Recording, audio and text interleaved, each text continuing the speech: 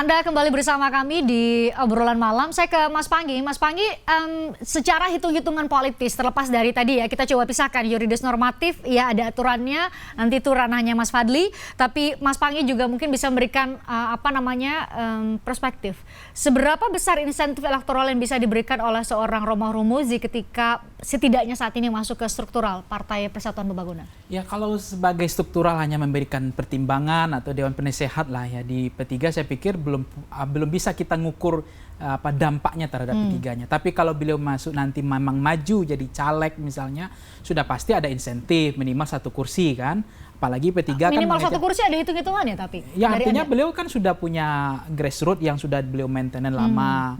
Apalagi kalau beliau masih turun, mungkin barangkali masih disambut kan, masih ditunggu oleh warga-warga NU dan warga-warga yang maksudnya yang ya beliau kan Gus, jadi masih loyalnya di daerah-daerah kan masih ada. Nah, selama ini kan mungkin mereka tidak terpisah gitu, jadi masih punya hubungan jangka panjang dan itu masih memungkinkan. Jadi partai itu kan transaksional pragmatis juga, melihat bagaimana peluang kursinya, tokoh sentralnya pengaruhnya gitu. Nah kalau kita bicara tentang hukumnya, ya jadi kalau saya sih mengatakan memang nilai-nilai moral memang harus hidup di partai. Partai mengkampanyekan nilai-nilai integritas anti korupsi itu oke, nggak masalah. Tapi yang menjadi naif juga aturan hukum kita yang tidak menghukum pelaku koruptor itu dengan hukuman yang berat, itu masalahnya. Apalagi hak politiknya nggak dicabut, kemudian kita menghalangi mereka untuk masuk ke gelanggang politik, kan nggak nyambung. Jaka sambung kok nggak nyambung gitu. Yang ngatur itu ya perangkat hukum. Perangkat hukum itu tautannya ya artinya fitur hukumnya yang harus menutup kanal mereka, menutup akses mereka untuk tidak boleh lagi terjun ke dunia politik. Nah ini perangkat hukumnya tidak mengatur, tidak kena oleh jeratan itu. Itu makanya kalau kita larang, gimana cara melarangnya? Karena kita nggak ngerti hukumnya, nggak menghukum dia berat. Baik. Gitu. Mas Fadli, apakah ini yang menjadi celah yang yang bisa digunakan oleh entah itu partai politik atau oknum untuk bisa kembali comeback ke politik karena memang ada celah hukum menurut Anda? Karena saya beberapa kali mengikuti sejumlah kasus persidangan kasus korupsi, ada yang memang diputuskan, memang dicabut hak politiknya untuk beberapa tahun atau dicabut hak politiknya untuk seumur hidup. Tapi kan memang kasus Mas Romi tidak disampaikan demikian ya. Apakah ini menjadi celah hukum menurut Anda? Apakah para hakim memang harus memutuskan bahwa semua yang terkait dengan kasus korupsi terbukti secara sah dan meyakinkan otomatis dicabut hak politiknya? Ya, ini kan ada 2 hal ya, Mas. Yang satu soal pencabutan hak politik itu adalah konten kasus pidana korupsinya yang sudah menjalani proses persidangan dan berkekuatan hukum tetap dan sudah selesai.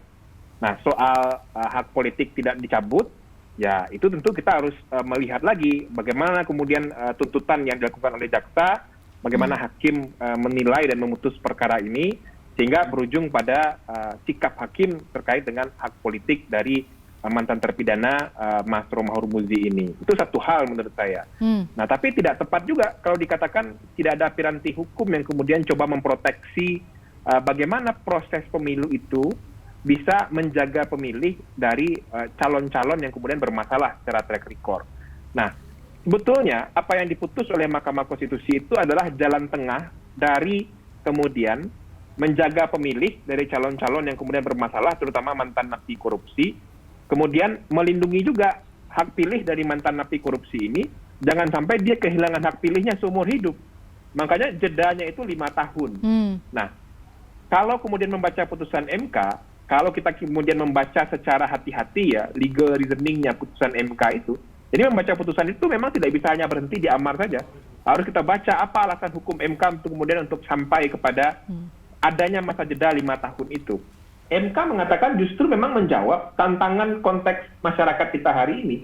Belum bisa dalam situasi sosial, politik, ekonomi kita saat ini, calon yang kemudian disodorkan oleh partai politik itu dibiarkan dipilih secara terbuka kepada masyarakat.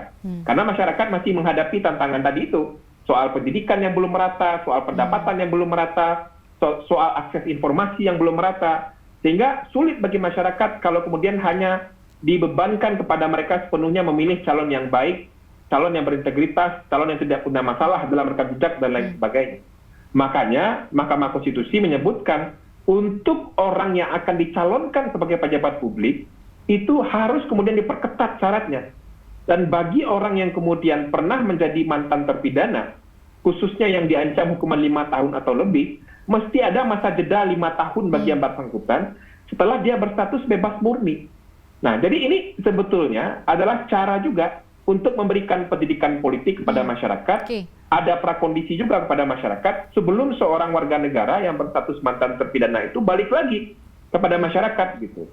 Nah, saya ingin berikan konteksnya kenapa putusan ini muncul, karena ada satu kepala daerah di Jawa Tengah pada waktu itu, tahun 2018 dia baru saja selesai menjadi terpidana kasus korupsi. Sebelumnya juga kepala daerah, kemudian berhenti karena menjadi terpidana korupsi, ikut pilkada lagi tahun 2018, baru terpilih dan dilantik jadi terpidana korupsi lagi. Nah, hal ini yang kemudian ingin diproteksi oleh Mahkamah Konstitusi karena kita berhadapan pada situasi di mana belum meratanya pendidikan, belum meratanya akses informasi, belum meratanya situasi ekonomi.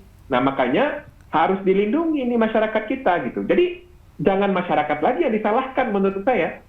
Justru ketentuan dan situasi saat ini, bagaimana kita, partai politik, akademisi, civil society, media, memberikan pendidikan politik kepada masyarakat agar masyarakat tercerdaskan. Itu Mas Wowi, poin pentingnya adalah tadi mau memberikan pendidikan politik, jangan kemudian hanya melihat ada celah atau hukum membolehkan, tapi kemudian menggunakan itu. Tapi ada kacamata lain yang digunakan, Mas Wowi. Apakah P3 tidak menggunakan kacamata lain itu? Ya, saya sepakat apa yang disampaikan beliau itu dalam konteks menjadi pejabat publik. Kan memang ada jeda. Dan terbukti P3 di setiap pemilu 2019 selalu taat terhadap ketentuan perundang-undangan yang mana melarang napi koruptor dan semacamnya. Kita nggak pernah mencalonkan itu. Nah, yang saat ini adalah konteks internal partai. Kembalinya Gus Romi jadi ketua Majelis Pertimbangan itu bukan struktur pengurus harian, bukan eksekutif partai. Itu tidak ada satupun undang-undang yang dilanggar. Yang melarang beliau aktif di politik itu tidak ada. Yang dibicarakan Fadil itu bagaimana calon-calon yang akan menjadi pejabat publik seperti anggota DPR, seperti calon kepala daerah. Kita belum ke sana.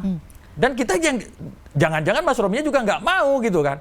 Sementara kita sibuk mendiskusikan beliau, dia, saya nggak mau nyalon-nyalon, saya hanya ingin membantu P3. Lah orang membantu ya kita tangkap dong. Oke, kita coba tanya Mas Fadli. Mas Fadli, kalau hanya sekadar menjadi pengurus, saya gunakan tanda petik di sekadar menjadi pengurus partai politik, boleh atau tidak? Dari dua kacamata ya, ranah hukum dan juga ranah etis. Ya, dalam konteks ketentuan hukum, kalau kita bicara larangan, tentu memang tidak ada. Kalau kemudian kita hanya berdiri di atas konteks legal formal ya, seorang mantan terpidana korupsi balik lagi menjadi pengurus partai politik, apakah ada larangannya? Ya tentu tidak ada. Kalau kemudian kita sibak-sibak semua ketentuan hukum berkaitan dengan peraturan perundang-undangan partai politik. Tapi kan sebetulnya kita menjalankan bernegara, teman-teman partai politik tentu juga bagian yang kemudian sangat penting untuk kemudian memperhatikan aspirasi dan suara masyarakat. Saya tadi sebetulnya agak keberatan kalau Mas Owi bilang, ya ini ranah internal P3.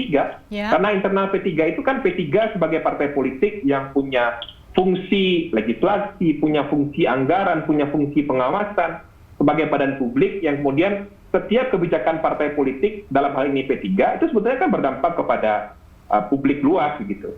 Dan tentu saran masyarakat, kritikan masyarakat, respon masyarakat terkait dengan kebijakan internal P3 harusnya juga menjadi bagian yang penting untuk dipertimbangkan oleh partai politik. Oke, apakah ini artinya P3 tidak mempertimbangkan suara-suara dari publik termasuk para pegiat anti korupsi, para pegiat demokrasi seperti Mas Fadli? Ya, dalam konteks yang ideal kan semestinya partai politik ya melihat menurunkan semangat putusan MK itu. Kalau MK kemudian sampai kepada membatasi dalam pencalonan pejabat publik, nah partai politik kan juga harusnya mengikuti semangat dan logika itu. Mestinya bagi mantan terpidana korupsi harus jeda dulu 5 tahun untuk bisa kemudian balik lagi menjadi pengurus atau struktur partai. Semangatnya kan harusnya seperti itu. Kalau pertanyaannya sama ke Mas Wowi, apa jawabannya Mas? Ya kita sudah mendengarkan aspirasi publik. Yang mana? Banyak yang banyak, bukan yang jelas bukan Fadil gitu. Karena beliau belum tentu pemilih P3. Yang kita tanya konstituen P3 bagaimana kalau Gus Romi kembali. Mereka pada antusias. Konstituen yang mana? Sudah dipetakan? Di Kebumen. di Jogja, hampir di 34 provinsi sebelum ada pemekaran, itu nggak ada yang keberatan. Oh, berarti ada Itu proses real. secara internal dulu di Ya, pasti basis-basis dong, pemilih. pasti. Oke. Dan apa yang dikatakan oleh Fadil, silakan Anda nggak sepakat, ya itu sah-sah aja, wong Anda bukan kader P3 gitu kan. Yang berikutnya, kami bukan tidak memperhatikan. Kita memperhatikan apa yang dibicarakan tadi kalau pencalonan pejabat publik. Makanya kita tanya Mas Romi, loh kita belum bicara soal pencalonan sebagai anggota DPR atau kepala daerah. Ini murni rekrutmen sebagai ketua majelis pertimbangan partai yang itu bukan eksekutif partai. Setidaknya kayak pendukung-pendukung Gus Romi, loyalis Gus Romi itu masih setia di P3 karena melihat sosok beliau, beliau masih aktif di partai sehingga kami tetap bergerak bersama beliau. Nah, itu kan pertimbangan elektoral yang kami perlukan. Dan kita tidak sembarangan, kita sudah tanya, publik yang mana? Ya jelas konstituen P3. Kalau begitu penjelasan Mas Wowi, sepakat atau terima nggak kalau kemudian ada persepsi bahwa dimasukkannya kembali ke dalam pengurusan meskipun bukan eksekutif di Partai Persatuan Pembangunan seorang Romah Hurmuzi adalah berdasar atas alasan pragmatis. Jangan dijawab dulu, saya harus jeda. Usai jeda kami akan kembali untuk Anda di Obrolan Malam.